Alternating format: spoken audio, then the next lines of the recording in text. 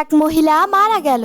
অপর এক মহিলা তাকে গোসল দিতে লাগলো। গোসল দেওয়ার সময় তার হাত যখন মৃত মহিলার উরুতে গিয়ে পৌঁছালো, তখন সেই মহিলা তার আশেপাশে থাকা মহিলাদেরকে বললেন, তোমরা কি জানো এই যে মহিলাটা মারা গেছে, বেঁচে থাকতে সে কিন্তু অন্য পুরুষের সাথে ব্যভিচারে লিপ্ত ছিল। এই কথা বলার সাথে সাথে গোসল দেওয়া মহিলার হাত মৃত মহিলার উরুর সঙ্গে অলৌকিকভাবে আটকে গেল।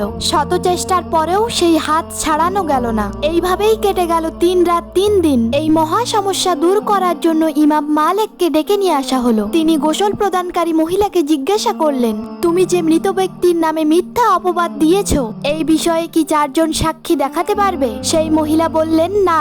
ইমাম মালিক বললেন, কোরআনের বিধান অনুযায়ী মৃত ব্যক্তিকে মিথ্যা অপবাদ দেওয়ার কারণে গোসল প্রদানকারী মহিলাকে 80টি বেতের বাড়ি দেওয়া হোক। এই কথা বলার সঙ্গে সঙ্গে মৃত মহিলার উরু থেকে তার হাত সরে গেল। বন্ধুরা, আল্লাহ তাআলা আমাদের সবাইকে মানুষকে মিথ্যা অপবাদ দেওয়া থেকে হেফাজত করুন।